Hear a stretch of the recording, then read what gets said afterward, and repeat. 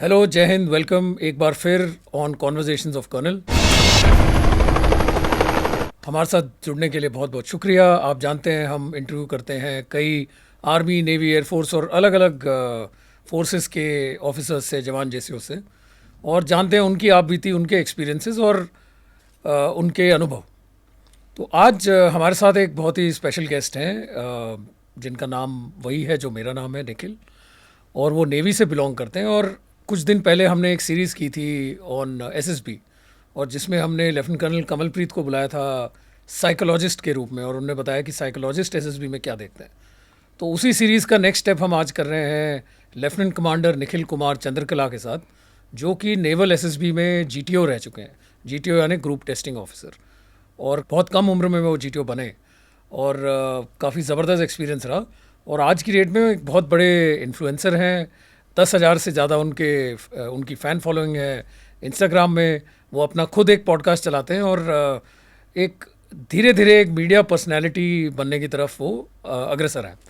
तो ज़्यादा समय ज़ाया ना करते हुए आइए सुनते हैं उनकी कहानी उन्हीं की ज़ुबानी। Nikhil, thank you for being with us, और आज हमारे साथ जुड़ने के लिए। और आई थिंक हमारा एपिसोड आज बड़ा ज़बरदस्त होगा। Thank you so much for calling me here, sir. It's an honor. बहुत it's a very big honor that you've called me here.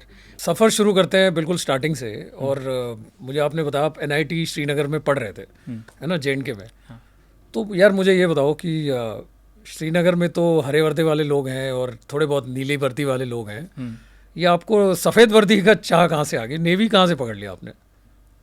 To be honest, मैंने सफ़ेद वर्दी तो देखी नहीं थी, मैंने देखी काली वर्दी, दाढ़ी वाली फौज, जानते हैं आप? मार्कोस। या तो मैं एनआईटी श्रीनगर में इलेक्ट्रिकल इंजीनियरिंग पढ़ रहा था। तो मेरे को ऐसे वैली में इधर उधर अकेले सोलो ट्रिप पे घूमने निकलना बहुत अच्छा लगता था। फ़ौज को एक अलग तरीके से, एक अलग एंगल से भी देखा है मैंने, एंड वैली को भी एक अलग एंगल से देखा है एज अ स्टूडेंट, बिकॉज मैं वहाँ पे बसेस के अंदर वो लोकल बसेस में चले जाता था। तो मैं सारे डिस्टर्ब्ड एरियाज़ में लोकल बसेस से ट्रैवल करके देखा हूँ एज अ टूरिस्ट। तो घूमते घूमते घूमते घूमते मैं पहुँचा वुलर लेक, और तब वहाँ पे मैंने बहुत दूर से देखा कि यार कोई तो अलग है यहाँ पे। जब थोड़ा बहुत जाके बातचीत करी तब जाके पता चला यार ये तो कुछ नेवी की कोई स्पेशल फोर्सेस है, मार्कोस। बाद में जाके रिसर्च किया, कॉलेज में वापस आया, देखा। इंफॉर्मेशन एरा का बूम तब हो ही रहा था ना, Google and all of that. तब जाके मैंने देखा अरे यार ये कुछ the few, the fearless, MARCOS, frogman, कुछ अलग, this is some different shit.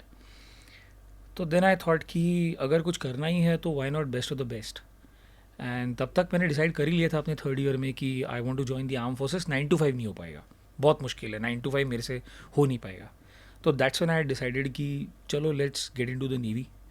And original aim तो एसएफ में जाने का था, हाँ।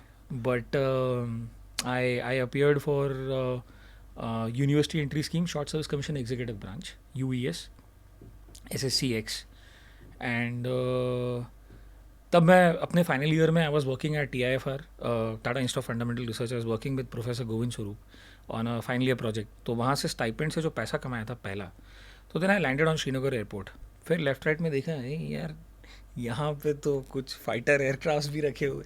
और जब मैं एयरपोर्ट से बाहर निकल रहा था तो सामने से एक वो डांगरी में जी सूट लगा करके I saw fighter pilot entering in with the typical Ray-Ban and all that ना, फुल ग्लैमर।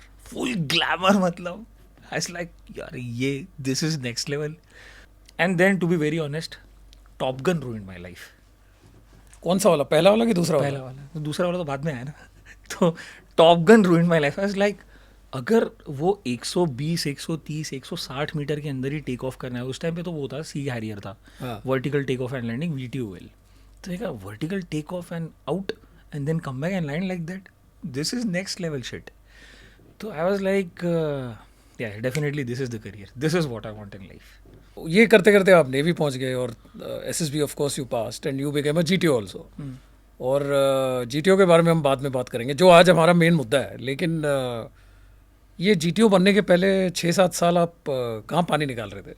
मैं गया SSB देने के लिए naval selection board Coimbatore, NSB, erstwhile INS अग्रानी करके एक जगह है, वहाँ पे इट वॉज को लोकेटेड इन कोयम्बतूर। बहुत ही प्यारा सा बोर्ड है, मैं वहाँ से रिकमेंड हुआ अपने पहले ही अटेम्प्ट में, आया मेरा ऑल इंडिया रैंक 1। एंड वैसे तो एसएसबी मैंने आर्मी की भी दी थी, 20 UES IMA डायरेक्ट एंट्री, वहाँ पे भी my all India rank was 1। तो वो तो अक्कड़ बक्कड़ बम्बे बोल करके चूज़ करना था। And because it was executive branch, तो you are in by default you are in surface navy, मतलब and navy is all about ships. Correct. तो I spent some time initially in Western Fleet that is based out of Bombay. तो बहुत मजे किए होंगे बॉम्बे में तो। हाँ, बॉम्बे तो बेस पोर्ट था, लेकिन फिर सेलिंग भी तो ऐसी होती थी ना, 100 दिन, 150 दिन, 200 दिन, 250 दिन एट सी। तो for 250 days you are out, you are just in the middle of ocean somewhere, and you would not even have a chance to even give a ring back at home or to your friends and families or anybody. तो I don't know, मतलब आपकी जो चाहत थी जहाज उड़ाने की, fly solo तो आप शिप में तब भी कर रहे थे। Something like that. I would not deny, but yeah, you caught me there.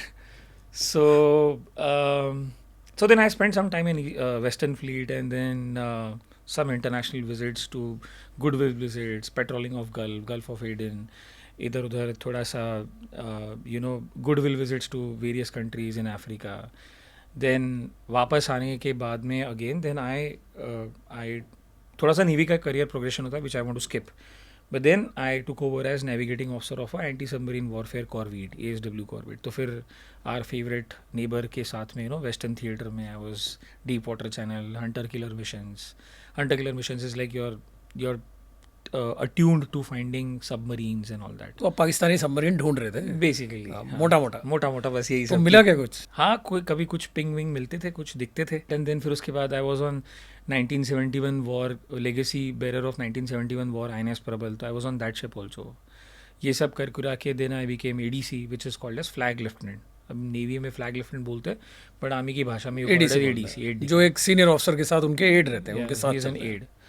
Tenure ख़त्म किया मैंने ADC का, एंड उसके बाद में आई became commanding officer of Indian Naval Immediate Support Vessel Tango 15, and so immediate support vessels ये जो है वो आई थिंक आफ्टर 26/11 ये सारे रेस हुए थे, ये वही वाला करेक्ट, यस, इमीडिएट सपोर्ट के लिए। Correct. So this is basically 3 squadrons वर रेस, 17 जहाज थे, एंड हर एक जहाज पे एक CO था। And because there are 3 squadrons, तो 3 स्क्वाड्रंस के 3 स्क्वाड्रन कमांडर्स होंगे, and out of the 3 whosoever is the senior most squadron commander, then he is the senior officer जो उसका एडमिनिस्ट्रेटिव एंड ऑपरेशनल हेड है पूरे स्क्वाड्रंस का। So I went on to become the senior officer of the 3 squadrons, and the job was very simple: defend the oil field exploration areas on the western seaboard of India. So basically, Bombay high और ये सब Bombay High, Hira Panna, Mukta High, Bassein, oil fields, and whatever you have out, in the Arabian Sea.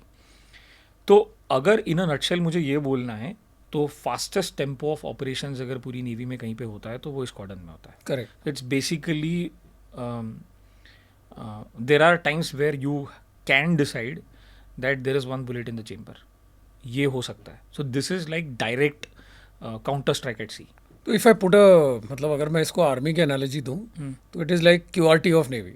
Yeah. This is the first responders, you're the pickets. I had requested for a base posting, तो मेरे सारे टिक लग गए थे actually.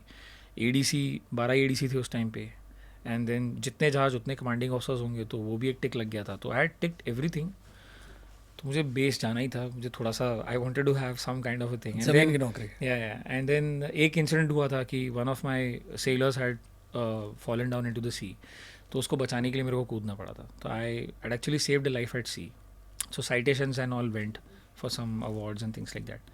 फिर naval headquarters में बुलाया JDOP, जो तुम्हारा बॉस होता है पोस्टिंग के लिए। तो दिस गाय कॉल्ड लाइक कि या we have heard the stories कि काफ़ी कुछ किया है तूने समंदर। बोला बोल बच्चे तेरे को कहाँ जाना है। तो कहा सर कहीं पे भी बेस भेज दो। एंड ही इज़ लाइक कि GTO कोर्स करेगा, जितने भी QRs चाहिए वो तेरे मीट हो रहे हैं as far as the experience is concern, and length of service was not a bar. ये this is very new to me, क्योंकि आर्मी में जितने मैं जानता हूँ ये तो 14-15 साल नौकरी के बाद ही GTO कोर्स के लिए सिलेक्ट, मतलब इवन फॉर नॉमिनेशन ये 14-15 साल बाद ही होते हैं। तो कुछ ज़्यादा ही टैलेंट रहा होगा तुम्हारे में। आई वुड से दैट कि it is the exposure, the time and space and the kind of appointments जो मैंने किए हैं। बिकॉज एक तो वो था ना कि हार नहीं मानोगे तुम, never give up attitude, fixedness of purpose, determination, strength of will.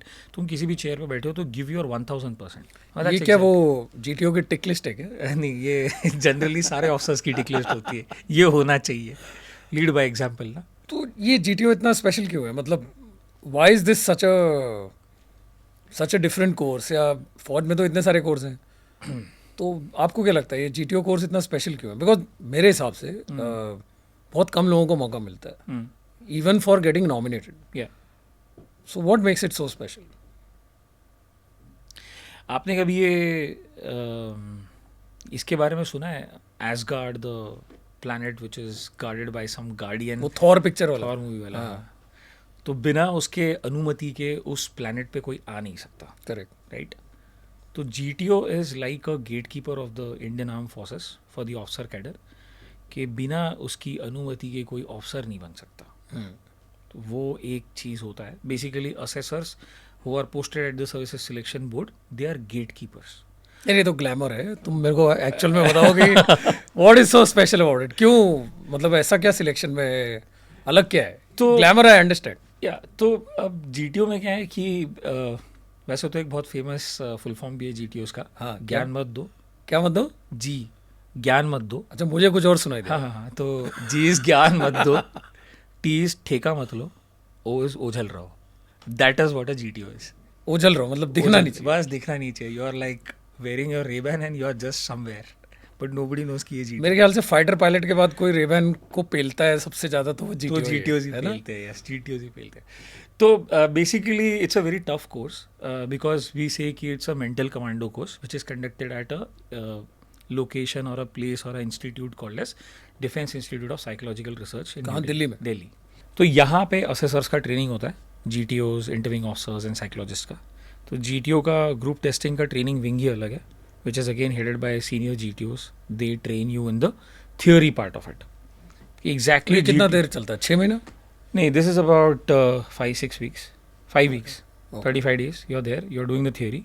उसके बाद वापस आओगे, अपनी यूनिट वापस जाओगे, फिर वहाँ से आपको कोई ना कोई बोर्ड अलॉट होगा जहाँ पे आप अपनी प्रैक्टिकल ट्रेनिंग के लिए, OJT, on the job training के लिए जाओगे। तो कितने लोग हैं जो आते हैं कोर्स के लिए इनिशियली, और कितने लोग उसमें थियरी पार्ट पास होते हैं रफली? तो रफली ऐसा है कि 25 ऑफिसर्स आएंगे एक कोर्स में।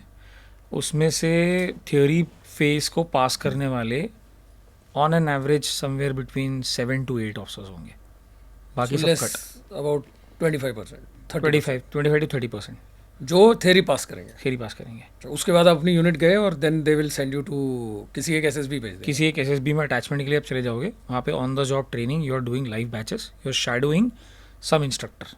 मतलब जो जीटीओ वहाँ एक्चुअल काम कर रहा है, आप हाँ। उसके साथ बैठे हुए हो, हाँ और वो जो काम कर रहा है वही आप कर रहे हो, हाँ, और फिर आपका मैचिंग हो रहा है। मैच होना चाहिए। होना चाहिए हाँ, उस जो एक्चुअल कर रहा है और जो आप कर रहे हो। करेक्ट। अगर मैच नहीं हुआ मतलब कुछ तो गड़बड़ है, आप टेक्निक ठीक से लगा नहीं रहे, कुछ तो गड़बड़ है। इसका प्रूफ ये है कि जब एक एक्सरसाइज होती है हमारी, ऑल इंडिया स्टैंडर्डाइजेशन एक्सरसाइज या एयरफोर्स स्टैंडर्डाइजेशन एक्सरसाइज, तो एयरफोर्स की क्योंकि बोर्ड्स अलग है, एएफएस 20 5 एएफएस 20 है 1 2 3 4 5, तो वो आपस में अपने आप को स्टैंडर्डाइज करते हैं। स्टैंडर्डाइज का मतलब क्या है कि अगर आप और मैं जीटीओज है, या फिर अगर 20 जीटीओज भी एक साथ बैठे हैं, वो 20 जीटीओज अपनी टेक्निक ठीक से एक ग्रुप के ऊपर लगाएंगे और एक रेफरेंस जीटीओ होगा, उनका सबका असेसमेंट सेम आएगा। ये स्टैंडर्डाइजेशन का मतलब होता है। तो इसलिए जब तुम अपने अंडर ट्रेनिंग टाइम में जब आप किसी को शैडो कर रहे हो, तो ओरिजिनली बिना एक दूसरे से बात किए आपका असेसमेंट सेम आना चाहिए, मतलब अपनी टेक्निक ठीक से लगाया है, इसका मतलब ये है। तो कितने लोग हैं जो उस फेज में पास होते हैं? जैसे 25 स्टार्ट किए, 25 से 7 आए, अब ये 7 में से कितने पास होंगे? मुश्किल से 1 या 2। इतना फेलियर रेट है? हाँ, बहुत मुश्किल So 1 in 25 is actually your। और कभी कभी ऐसा भी qualification हुआ है कि साल में कोई जीटीओ बना भी नहीं है, अच्छा। ऐसा भी होता है, ये भी हुआ है। तो इसका मतलब ये है कि it's a mental commando course. मैं ये आपको करने के लिए बोल रहा हूँ कि सामने वाले की बॉडी लैंग्वेज को देख करके ये बताना है कि ये बंदा ट्रेनेबल है और इसके अंदर वो पोटेंशियलिटी है क्या कि ये फौजी अफसर का काम ऑफिसर बनने के बाद डिस्चार्ज कर देगा। खाली उसकी बॉडी लैंग्वेज, बात करने के तरीके, चलने का तरीका, लोगों के साथ बिहेव करने का तरीका, जिसको हम बोलते हैं बिहेवियर मैनिफेस्टेशंस, इतना देख करके वो पता कर सकता है क्या कि ये कर लेगा कि नहीं करेगा. उसको अगले 5 साल का अंदाज़ा लगाना है 8 घंटे के अंदर या 9 घंटे के अंदर. और इसका एफिशिएंसी जो रेट है, it has to be more than 99%, because you are a gate keeper. अंदर ऑफिसर कौन आएगा और कौन नहीं आएगा. तो at any given point of time, हमारे देश में भी कितने 21 बोर्ड्स हैं. एयरफोर्स के 5, नेवी के 4, जिसमें से एक तो मैंने बनाया है, और 12 आर्मी के. जलंधर में 2, इलाहाबाद में 5, भोपाल में 3, बैंगलोर में 2. तो टोटल लगाओ 21 boards. On an average air force boards में 5 GTOs होते हैं, एंड नेवी और आर्मी बोर्ड्स में ऑन एन एवरेज 4. 89 GTOs होते हैं eight any given point of time.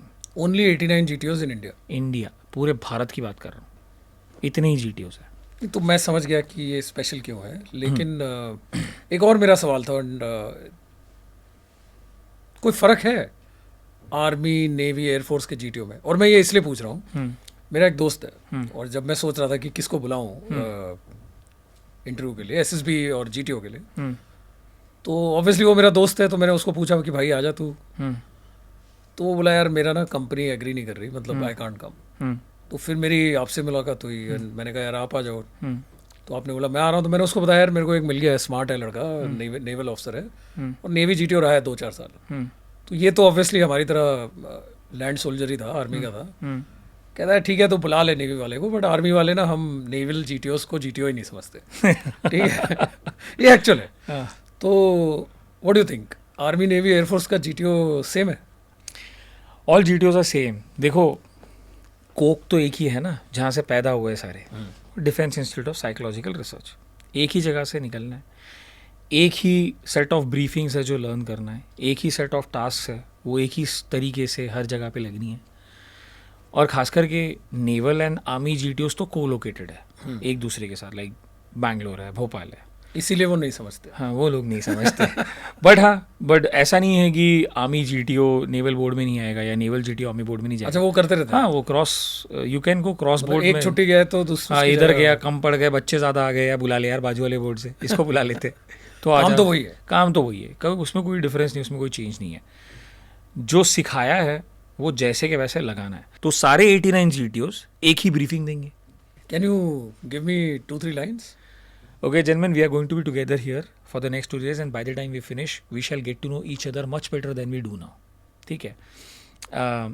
Whatever we are going to do here, we'll be doing them in the form of series of different tasks rather than tests. Now that I've mentioned a word called as task, there will be a fair mixture of both physical and mental work, and you don't have to guess any right solution, because each task can be attempted by different ways and means. So there is no question of guessing the right solution. They have been so designed that they could be easily tackled by boys or girls of your age. Okay. तो ये तो हो गया आपका briefing. ये तो learn है, मतलब ठक ठक ठक ठक बाहर आएगा. तोते की तरह रटा हुआ है, और हर बार आपने यही एक ही चीज बोली है. और लोग, मैंने सुना है यार, दे गो 14 बार, 15 बार SSB, और फिर भी नहीं पास हो पाते. तो मतलब what are you looking for, या what are you not looking for? To be very honest, GTO सिर्फ एक ही चीज़ देखता है, उसको हम लोग बोलते हैं group effectiveness. How effective member of the group you are, how you can lift the level of the group. Group effectiveness में आप क्या ढूंढ रहे हो? नेता ढूंढ रहे हो? नेता तो करते तो होंगे लड़के. नेतागिरी करने जो आते हैं ना, वो अफसर नहीं बनते. तो group effectiveness is basically sum total of your contribution to the group and to the task, and how do you bind the group in the direction of the task. इसके ना 3 अलग अलग पहलू है. हम बोलते हैं कि आप क्या लेवल पे ऑपरेट कर रहे हो, आपका इफेक्टिव लेवल ऑफ फंक्शनिंग क्या है. अगर आपको data driven decisions, logical decisions लेने की आदत है, इसका मतलब ये है कि आप पढ़ते लिखते बहुत हो, because your decision making is guided by some kind of data which is processed information, excluding the emotional factors. अब मुझे आपसे ये डिसीजन लेने की कैपेबिलिटी एक पर्टिकुलर टास्क में डाल के करना है, जो कि एक ऐसे कंडीशन में है, volatile, uncertain, complex and ambiguous. तो वूका कंडीशन है, उसके अंदर एक टास्क है, सिचुएशन बेस्ड टास्क है। एक एक्सपेरिमेंटल ग्रुप को मैंने इस सिचुएशन बेस्ड टास्क में डाला और उनके ऊपर स्ट्रेस एग्जर्ट कर रहा हूँ, physical, mental, emotional, psychological, physiological and to certain extent spiritual as well. I am exerting that stress. Now I want to look at your behavior manifestations. कि अब ये कैसे रिस्पॉन्ड करता है, कैसे रिस्पॉन्ड करता है.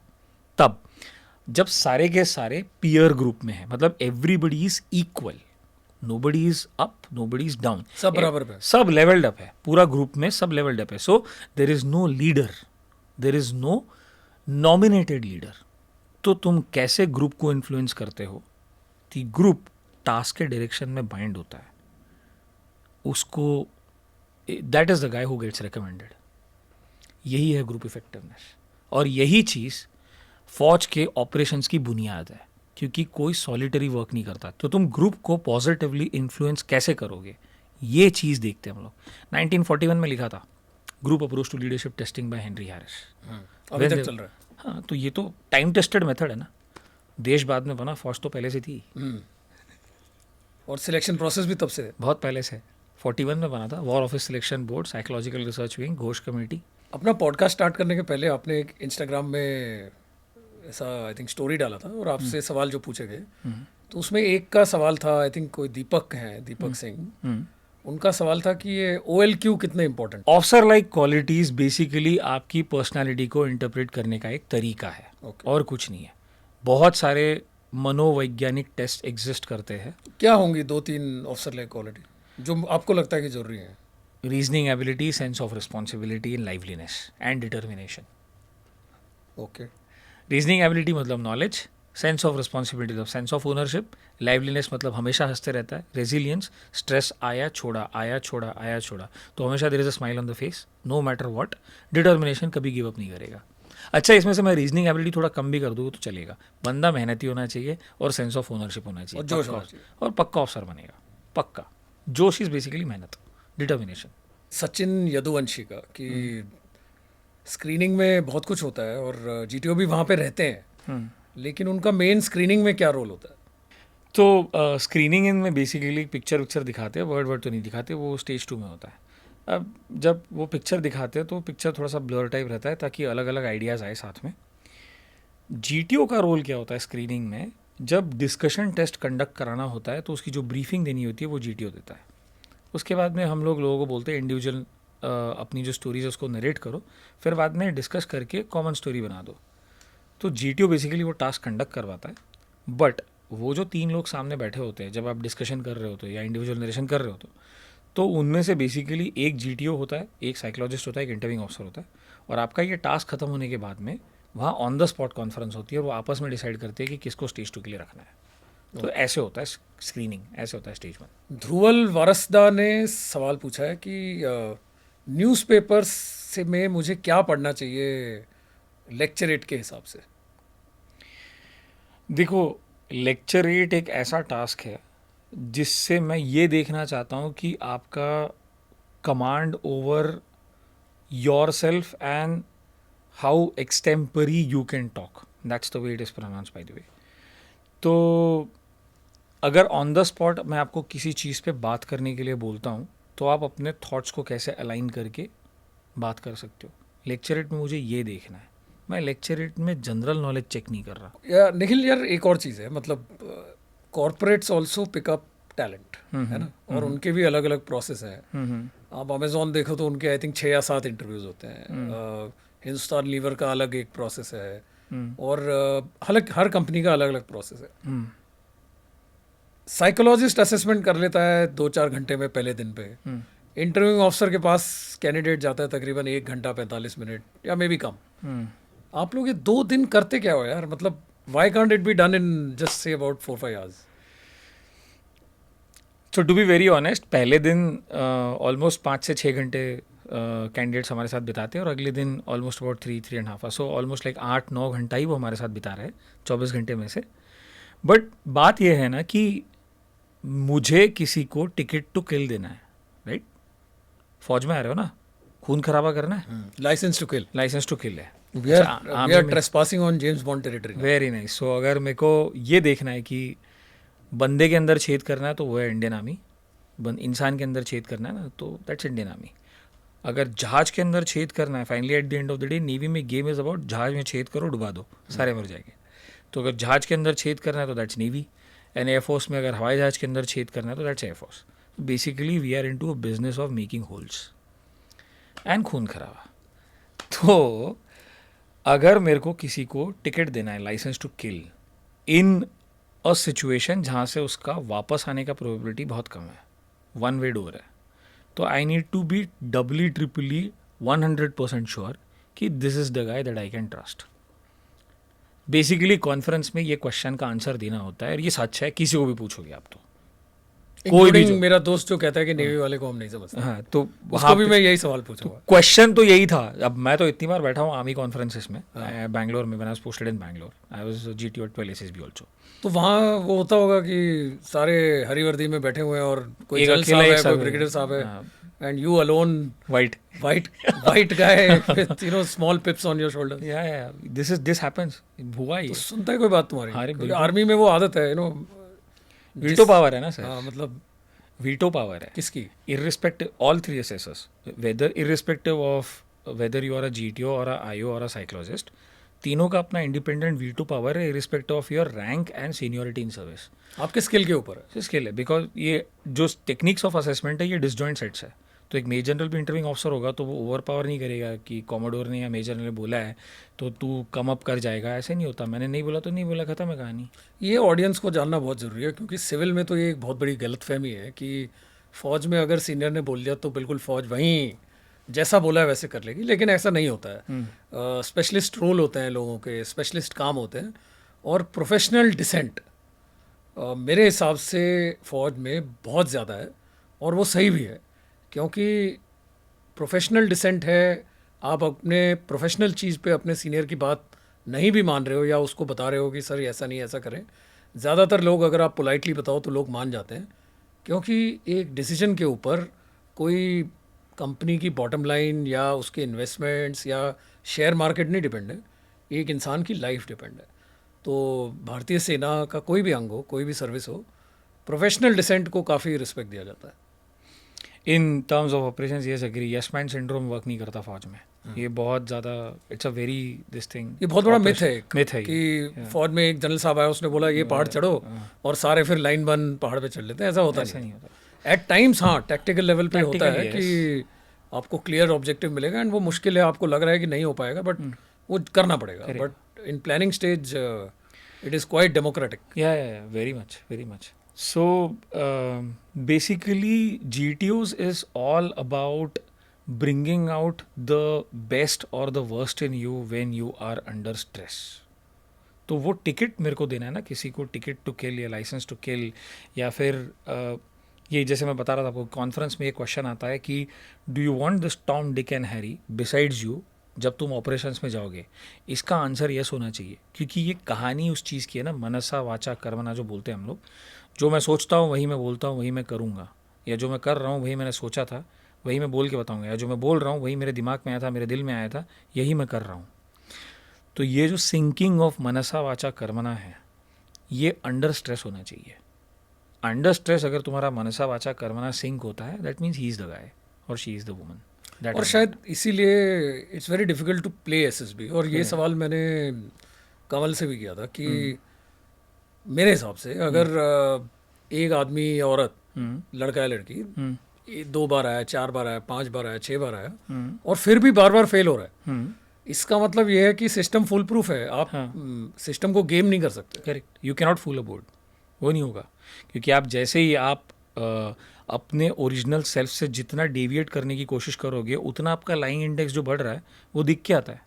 सिंपल चीज़ें, डिफेंस मैकेनिज्म दिखेगी, अपने आप को डिफेंड करना स्टार्ट कर दोगे. यही तो बैठ के लिखता रहता है जीटीओ. करता है क्या है, बिहेवियर मैनिफेस्टेशन से ही तो लिखता रहता है, और क्या करेगा. तो ऐसा कोई आपको एक्सपीरियंस हुआ कि एक कैंडिडेट था जो कई बार फेल हुआ बट एक बार आया और पास हो गया, जैसे 14वें में, 13वें में, ऐसा मतलब बहुत सारे इसमें देखा है हमने ये, बिकॉज कुछ रिमार्केबल इम्प्रूवमेंट आया है तो देख के पता चल जाता है. और आजकल तो बोर्ड में वो आपके पास पुराने रिजल्ट्स भी होते हैं आपके, कि आप कितनी बार रेकमेंड हुए थे या कितनी बार आप फेल हुए या कितनी बार वो स्क्रीन सारा डेटा आपके पास वो है। सारा, बिकॉज वो तो सेंट्रलाइज सिलेक्शन मैनेजमेंट सिस्टम पे सब चीज़ें अवेलेबल है और ये क्रॉस इन्फॉर्मेशन शेयरिंग होनी भी चाहिए। करेक्ट अगर नहीं होगी तो हमें पता कैसे चलेगा? करेक्ट। तो अब तो हमारे पास सारा डेटा भी है, तो हमें पता होता है कि किस रीज़न के लिए किसने किसको कहाँ पे क्या अटकाया था, क्यों हटाया, क्यों नहीं था, ये सब पहले से था। And this moment I want to ask you a very important question जो मेरे ही नहीं भारतीय सेना के 99.9% ऑफिसर्स के जहन में हमेशा घूम रहा है। हाँ जब हम एकेडमी में थे हाँ और उसके बाद भी सर्विस में भी थे, एंड आई एम श्योर ये आपके दिमाग में भी कभी ना कभी आया होगा हाँ। कि यार ये एसएसबी कैसे पास हो गया। Exceptions are always there, right? मतलब सिस्टम में है, सिस्टम गुंजाइश है में, गड़बड़। बिकॉज असेसमेंट जो है वो ऑब्जेक्टिव नहीं है, सब्जेक्टिव है। Correct. Psychological assessment is subjective in nature. ये खाली इंडियन आर्म फोर्सेस के लिए नहीं बोल रहा मैं, ये किसी Across the भी ऑर्गेनाइजेशन का या फिर in general psychometric assessment to certain extent they are subjective in nature while there is inherent objectivity still. तो कहीं ना कहीं पे कुछ ना कुछ तो होगा, but he will be very close to एक मिनिमम एक्सेप्टेबल लेवल जो होता है कि यार एक एवरेज ऑफिसर ने ये काम करना है और मेरे को एकेडमीज, ट्रेनिंग एकेडमीज जिनका एक्सेप्ट करने का एक मिनिमम लेवल है, मुझे उस लेवल का वहाँ पे कैंडिडेट भेजना है जो कैडेट बन सके, फिर अपनी 4 साल 1 साल 1.5 साल की ट्रेनिंग खत्म करके वो एवरेज पोटेंशियल ऑफिसर बन सके। तो ये चीज़ मिनिमम एक्सेप्टेबल लेवल के बहुत क्लोज होगा। वो एक जो कार्टून होता है कोर्स का या 2 कार्टून, चैंपियन हमें मिलता है। हम चैंपियंस जो बोलते हैं, तो वो होता है कोई ना कोई, बट वो एवरेज ड्यूटीज तो कर ही लेता है। ऐसा नहीं है कि बिल्कुल ही जीरो। हाँ मतलब कर ही लेता है वो लोग। कर तो ले ही गई। हाँ है ना। दूसरा एक और चीज़ बड़ा एसएसबी के बारे में ये है कि अभी आपने सुना होगा कि आर्मी में, ये ऑल्दो आर्मी वालों के लिए ज़्यादा है, नेवी का मेरे को इतना पता नहीं है, कि बीच में आया था कि 12,500 अफसर कम है। तो ऐसी एक हवा उड़ी कि अफसर कम है तो फौजी बुद्धि है, सिंपल लॉजिक, बोला यार एसएसबी का फिल्टर कम कर दो और भर्ती कर लो। तो ऐसा हुआ क्या, मतलब बिकॉज जूनियर ऑफिसर्स की कमी है और आपका फिल्टर बहुत स्ट्रांग है, क्योंकि लाखों लोग एंट्रेंस देते हैं, उसमें से कई हज़ार एंट्रेंस पास होते हैं और फिर एसएसबी आते हैं, और फिर एसएसबी से तो बहुत ही कम लोग पास होते हैं। तो ऐसा कुछ हुआ कि फिल्टर ही कम कर दो यार ताकि अपनी नफरी बढ़ जाए। एज ए फिल्टर कभी हमने बार कम नहीं किया है in the history of services selection board. जब से ये क्यूआर सेट हुआ है, हिस्टोरिकली जितना मेरे को पता है, जितना मैं सिस्टम में रहा हूँ, और प्लस एक बोर्ड भी बनाया है मैंने, तो I have gone through the entire history and geography of since 1941। Correct, and also the technical instructions जिसको इस्तेमाल करके आप एक बोर्ड बनाते हो। DIPR के कुछ लिखे हुए कायदे कानून हैं, इंस्ट्रक्शंस है, आप उससे डेविएट नहीं कर सकते जब आप एक नया बोर्ड बना रहे हो। तो because I have made SSB Kolkata, हमने कभी सिस्टम में ये इंट्रोड्यूस नहीं किया कि हम यहाँ पे रिलैक्सेशन दे देंगे, क्योंकि at the end of the day I am going to bet someone else's life On this करके, ठीक है, and I have to bet the national security in the hands of this guy. Correct. तो relaxation is not a window, ये नहीं कर सकते। The selection और the merit is only on the basis of your skill set, performance and skill set, and उसमें भी performance of the day. तो ऐसा भी होता है ना कि आज मेरा दिन ठीक नहीं है, आज मेरा दिन ठीक नहीं था, तो इसलिए मेरा बोर्ड ठीक से नहीं गया, तो मैं आउट हो गया। तो मैं प्रीवियसली रिकमेंडेड था लेकिन अब मैं रिकमेंड नहीं हुआ। इसका मतलब ये भी होता है कि मुझे कंसिस्टेंट परफॉर्मर चाहिए, क्योंकि एज एन ऑफिसर ऐसे नहीं हो सकता ना कि मैंने आज परफॉर्म किया और कल नहीं करूंगा। कंसिस्टेंसी चाहिए। तो ये this is only the skill set and the consistency and the performance of the day. तो यार आते हैं अपना कुछ मिथ के ऊपर। निखिल, एक टेस्ट होता था, मुझे अपनी SSB से याद है, जिसमें पूरे ग्रुप को 8, 10, 11 जो भी होते हैं उनको एक वो स्नेक मिलता है, आर्टिफिशियल बड़ा सा हैवी ऑब्जेक्ट होता है लंबा सा, और वो लेके आपको बहुत सारे ऑब्स्टिकल करने हैं। I think obstacle test, group obstacle test और समथिंग। वाई, मतलब what are you testing the guy for? Is it important कि वो इतना वो डेड लोड लेके दीवार चढ़ रहा है, रस्सी उतर रहा है? Is that even important? This is one of the most important task of the entire group testing battery. इसको ग्रुप ऑब्स्टिकल रेस बोलते हैं, the other name is snake race. One of the most important things, because you are mimicking operations. देखो SSB क्या है SSB is basically एक बहुत ही miniaturised form of assessment है जहाँ पे हम रियल लाइफ सिनारियोस को क्रिएट करने की कोशिश करते हैं जो एज अ रियल लाइफ फौजी ऑफिसर आप फेस करोगे फील्ड में। तो हम उसको मिमिक कर रहे हैं एक टेस्ट सेटिंग के अंदर, और आपके ऊपर जो स्ट्रेस एग्जर्ट होगा एक्चुअली फील्ड में वो हम आर्टिफिशियली क्रिएट करने की कोशिश करते हैं टेस्ट सेटिंग में। ये होता है SSB, और हम आपके बिहेवियर मैनिफेस्टेशंस देखना चाहते हैं सब चीज़ों मतलब वो जो ऑब्स्टेकल आप लोगों ने बना रखे हैं 10-12 ऑब्स्टेकल हैं, उसमें आप पास करो या ना करो उससे कोई मतलब नहीं। उससे कोई फ़र्क नहीं पड़ रहा मेरे को, क्योंकि अगर मेरे को आपको फिजिकली फिट बनाना ही है तो उसके लिए तो मेरे पास में धरती की one of the best training academies है ना, IMA, INA, NDA, AFA, OTA, one of the toughest training academies not only in Asia now, I would say with climate change globally. Chennai का वेदर एंड OTA वो training करके दिखा दे वहाँ पे, मान जाओ मैं उसको। हमारे एक पुराने एपिसोड में भी यही बात हुई थी, और there was an officer I think colonel Varun, जो NDA like he joined army from NDA, he was a instructor in OTA and then he had done a staff appointment in IMA। तो मैंने उनसे यही पूछा था कि what do you think is the most difficult, तो उन्होंने भी यही कहा था कि OTA से ज़्यादा मुश्किल कुछ नहीं है। SSB के बारे में कि एक आपका टास्क होता है कमांड टास्क, जिसमें आप वो पूरे ग्रुप में एक को चुनते हो बारी बारी से और उनको बोलते हो कुछ ग्रुप से काम कराने के लिए। क्या ये कमांड टास्क सबसे ज़्यादा ज़रूरी है? नो, कोई एग्जैजरेटेड इंपॉर्टेंस नहीं है इस टास्क का। जितना बाकियों के नंबर है उतने इसके नंबर है। All task are equal, but all task carry equal importance, but command task का कोई एग्जैजरेटेड इंपॉर्टेंस नहीं है। देखो, लीडरशिप वो नहीं होती कि मैं किसी को बुला लूँगा और बोलूँगा तू ये काम करवाएगा लोगों से, तो लोग ना झक मार के काम करेंगे, भाई ये लीडर है ये बोल रहा है। ऐसे नहीं होता। रिस्पेक्ट गेन करनी होती है। यू डोंट आस्क और beg for respect, you command respect of man that you are going to command in the army, navy और the air force.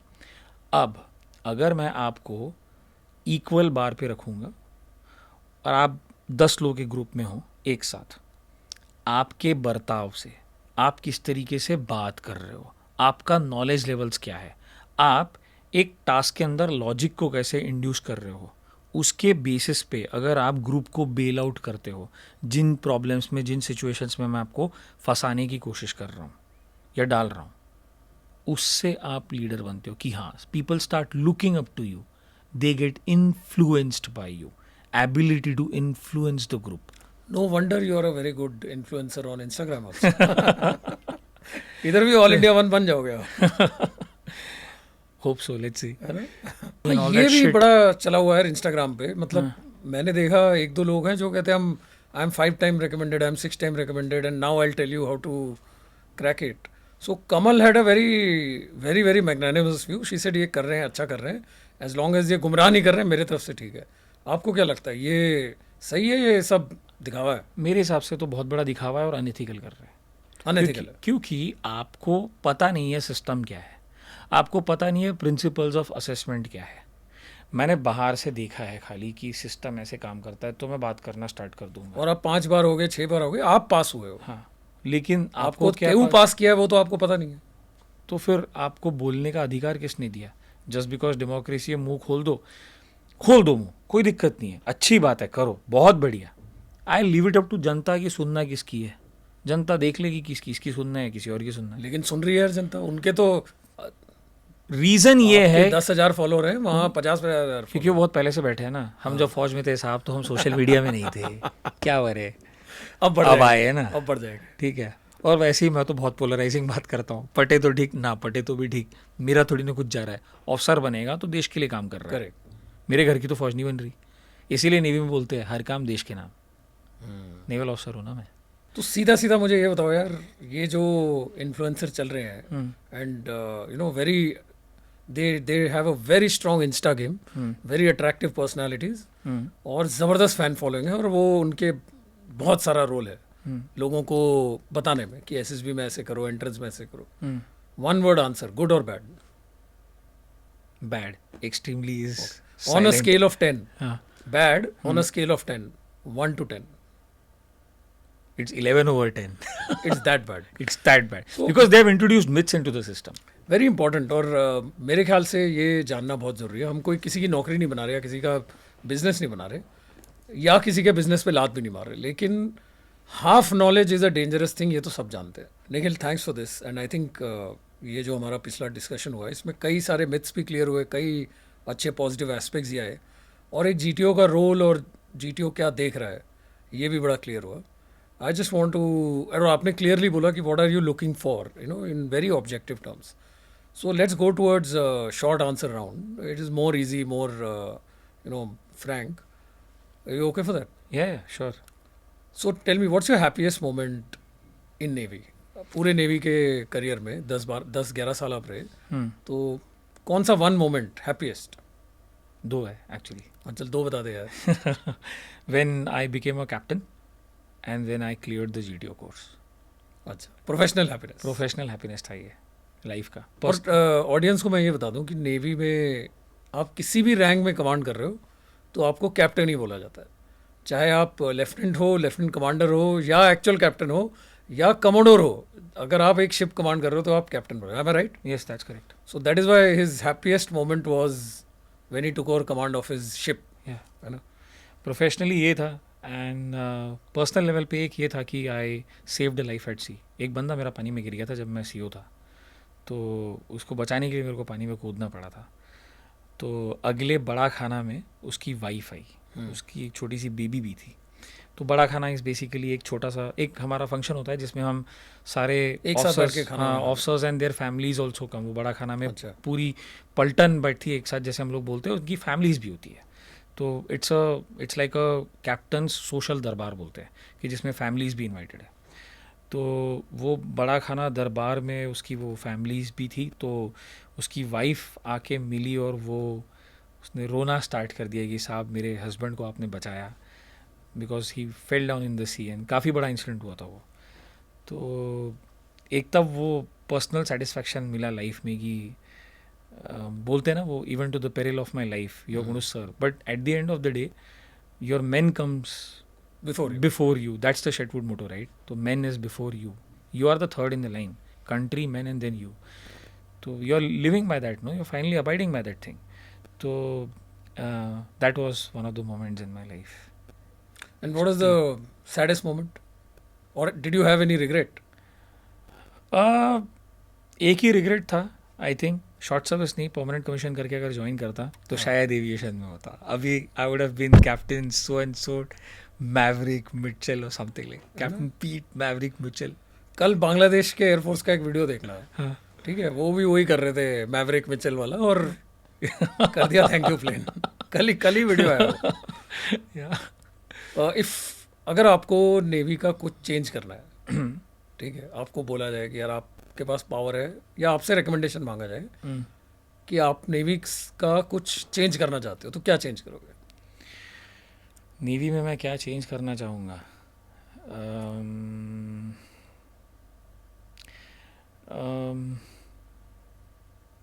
Oh my God, this is a very difficult question. है ना?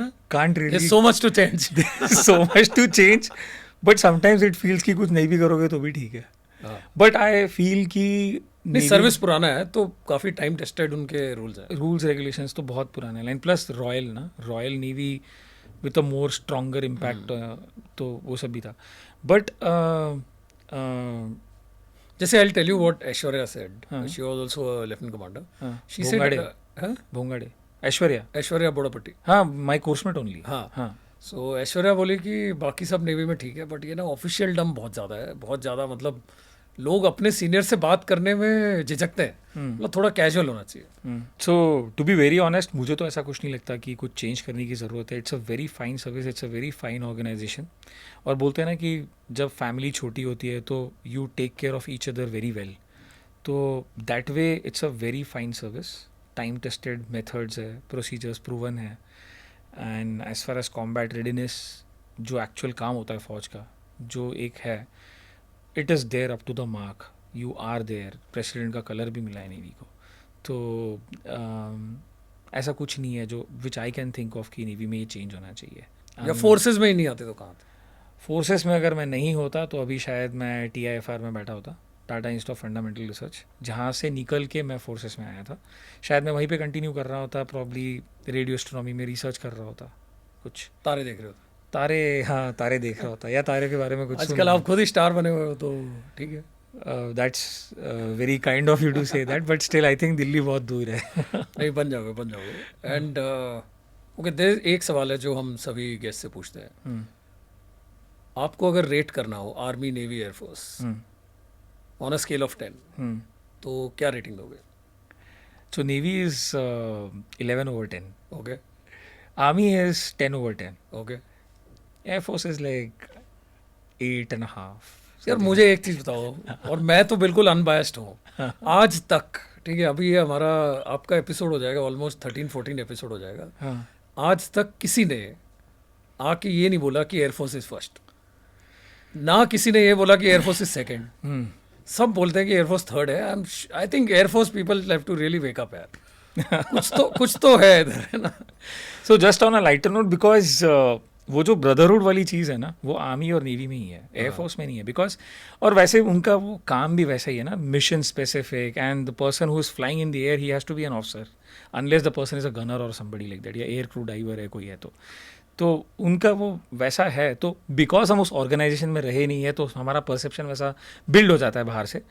But वो brotherhoodness कि my brother to my left, my brother to my right, and वो खून खराबा and पसीना, and तुम एक दूसरे के साथ लड़के जुड़े हो, एंड जब मतलब मिसाइल फायरिंग हो रही है जहाज पे या गन फायरिंग हो रही है, ASW रॉकेट्स चल रहे हैं, तो 50 लोग 60 लोग एक साथ खड़े हैं, पूरा शिप क्लोज्ड अप है एक्शन स्टेशंस में. तो वो फीलिंग जो है वो it's there only in the army and the navy. मतलब मी एंड माई मैन, वो एयरफोर्स में नहीं है ना, दैट्स वाई. कल ना मैं रिकॉर्ड कर रहा हूँ कि एयरफोर्स ऑफिसर को, ठीक है, आई जस्ट होप वो ये ना बोले कि एयरफोर्स इज थर्ड, बाकी सब ठीक है। And what is the wackiest thing you have done in uniform? सबसे पागल टाइप क्या हरकत की है वर्दी में, सबसे मतलब जब सर्विस में थे? So I was actually drunk a little bit, and little bit और I was actually drunk a lot, and generally ये होता नहीं है. मतलब तब मैंने एक्सपीरियंस नहीं किया था. कोई ड्यूटी रेडी शिप है और उसको सेल करना है, and all officers, everybody was, some function was happening command में, सब कोई कहीं बैठा हुआ है, एंड सबको मालूम है कि चिल चल रहा है, आज तो फंक्शन है, some night was happening, some party हो रहा था, पार्टी वाज देयर. तो people were like chilling, and कि वीकेंड है, अब कुछ सेलिंग तो नहीं आ रहा है, कुछ तो नहीं हो रहा, कोई ऑपरेशंस में तो नहीं घुसना है. And suddenly some shit happened and duty ready ship को सेल करना पड़ा, DRS थे हम लोग.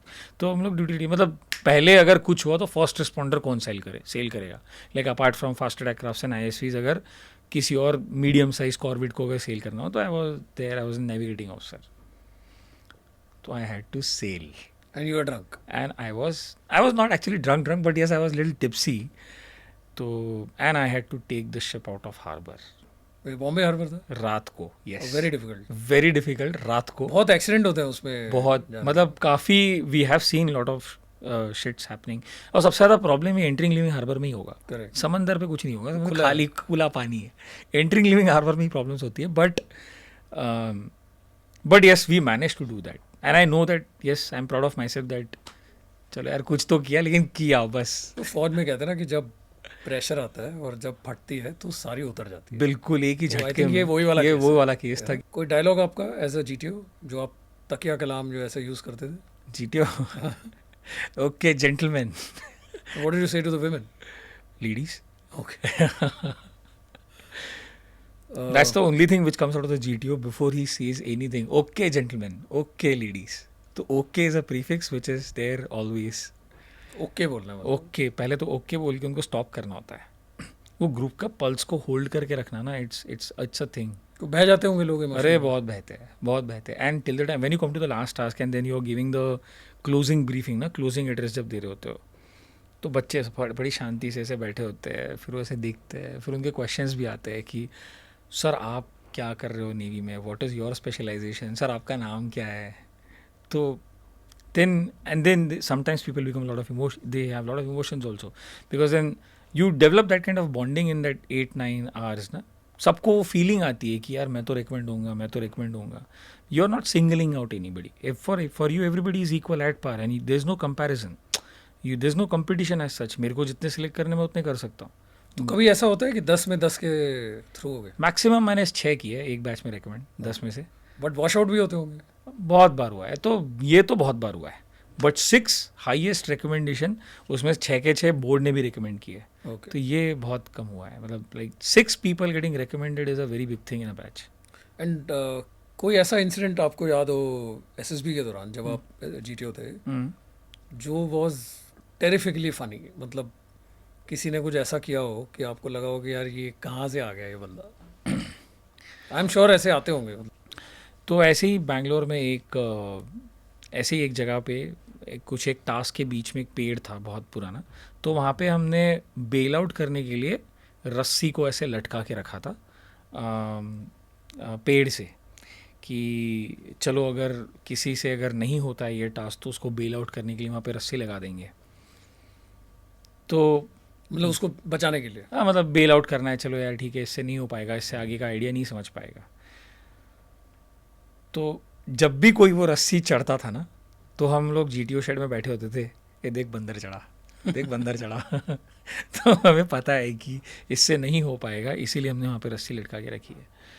तो एक जगह पे ऐसे किया था, मतलब ये बहुत पुरानी बात है, बहुत पुरानी, अब तो ये एग्जिस्ट भी नहीं करता, तो सब बहुत चीज़ें चेंज हो गई है। तो आई जस्ट रिमेंबर दिस कि one of the guys he had climb that rope and then he was like कि मैं झूल के चला जाऊंगा, टार्जन करके बिल्कुल एकदम, मतलब नीचे आग लगी हुई, बिकॉज जीटीओस को मेलोड्रामेटिक बनाने की बहुत आदत होती है ना चीज़ें, तो हम लोग मेलोड्रामेटिक बना देते बिकॉज चीज़ों को हाँ थोड़ा इंटरेस्टिंग होना चाहिए, बिल्कुल एकदम। जीपी में भी स्टोरी है, पीजीटी में भी कुछ स्टोरी है, हाफ ग्रुप टास्क में भी कुछ स्टोरी है, कमांड टास्क में भी बिल्कुल। तो उसमें आई रिमेंबर कि मैंने बोला था कि नीचे आग लगी है और जो स्ट्रक्चर्स दिख रहे हैं खाली वही चीज़ ऐसी है जो जल नहीं रही है, तो आप ज़मीन पे तो पैर रख नहीं सकते, तो अब आगे कैसे जाओगे? मैं तो भारत माँ का नाम लेके उड़ के चला जाऊँ। ऐसे भी आते हैं? ऐसे भी बहुत कार्टून्स आते हैं। डोंट टेल मी आपने उसको पास कर दिया? ना ना ना, डेफिनेटली नो। ऐसी कौन सी चीज़ है जो एक कैंडिडेट जो एसएसबी आ रहा है उसको नहीं करना चाहिए, बिल्कुल नहीं करना चाहिए? उसको शो ऑफ नहीं करना चाहिए, and he and that person shouldn't throw around weight. जैसे कि शो ऑफ का मतलब ये होता है कि मुझे ये चीज़ के बारे में पता नहीं है, या फिर I do not understand neither the theory nor the concept behind it, but मैंने ऐसा कहीं बाहर से सुना है, तो अगर मैं ऐसा कुछ करूँगा तो जीटीओ का अटेंशन मेरे ऊपर पड़ेगा, तो इसलिए मैं थोड़ा शो ऑफ करना चाह रहा हूँ। मैं फेंकना नहीं है मतलब? हाँ, तो बेसिकली पतंग नहीं उड़ाना है वहाँ बैठ के। जीटीओ तुमको देखने के और तुमको सुनने के, उसके बाद में उसको असेस करके तुम्हारे बिहेवियर मैनिफेस्टेशंस लिखने की तनख्वाह लेता है। तो तुम अगर चिल्लाओगे या फिर तुम ऐसा कुछ करोगे कि जीटीओ का अटेंशन जानबूझ के तुम्हारे ऊपर पड़े, तो तुम गलत सोच रहे हो, ऐसा नहीं करना चाहिए। वैसे ही अटेंशन रहेगा? वैसे बिकॉज अटेंशन देने की तो तनख्वाह ले रहा है ना भारत सरकार से, यही तो काम है उसका, और क्या काम है। तो that is one. Throwing around weight का मतलब ये होता है कि मैं ही मैं हूँ और बाकी सब पानी का हमें बाकी सब पानी का, वो सब नहीं करना चाहिए, वो that's not the right way. और वो आगे फौज में भी सक्सेस नहीं होगा ना। एंड वैसे भी हम ऐसे लोगों को अंदर जाने नहीं, तो मेरे मुर्गी की एक टांग वाले लोग वैसे भी अफसर नहीं बनते, ऐसा होगा नहीं कोई। मेरे मुर्गी की एक टांग वाले लोग अफसर नहीं बनते। This is very very clear है, ये बहुत स्ट्रॉन्ग स्टेटमेंट है, नहीं होता ऐसे। Before we go, and this is my last question, और ये आपके इंस्टाग्राम पोस्ट से ही आया, और बाकी सारे पोस्ट क्वेश्चंस तो प्रोफेशनल थे काफ़ी, तो कुछ, लेकिन नीरजा काडूवेला ने एक ज़बरदस्त सवाल पूछा है, निखिल आपने अभी तक शादी क्यों नहीं की? सो जब कोई मिल जाएगी तब कर लेंगे। राहुल गांधी ने भी यही आंसर दिया, ठीक है। थैंक्स निखिल हमारे साथ जुड़ने के लिए, और मैं अपने ऑडियंस को भी बता दूं, बहुत बहुत धन्यवाद हमारे साथ जुड़ने के लिए। उम्मीद करते हैं कि आपको आज के शो में मज़ा भी आया होगा, और जो लड़के लड़कियां ट्राई कर रहे हैं आगे Indian army, air force, navy join करने के, उनको भी कुछ नई इन्फॉर्मेशन मिली होगी, ऑथेंटिक इन्फॉर्मेशन मिली होगी, और ये पता चला होगा कि वो बेसिक पैरामीटर्स क्या है ऑफिसर सिलेक्शन के। बाकी डिटेल में जानने के लिए आपके पास अलग अलग सोर्सेज हैं, आप जाइए अपनी रिसर्च कीजिए, अपनी ओरिजिनल रिसर्च के साथ ओरिजिनल लोगों के पास जाइए, वो आपको ज़्यादा बेटर गाइड करेंगे in depth. But thanks Nikhil for clarifying lot of things, बहुत सारी चीज़ों को आपने बिल्कुल उनका पर्दाफाश किया, और बड़ा अच्छा हमारा सेशन रहा and of course all I have to say is thank you so much. I also have to say the same thing. Thank you so much, Nikhil sir, calling me here. It was an honor, and I hope that the Janta benefits. I hope so too. Yeah, yeah. Thank you so much. Thank you.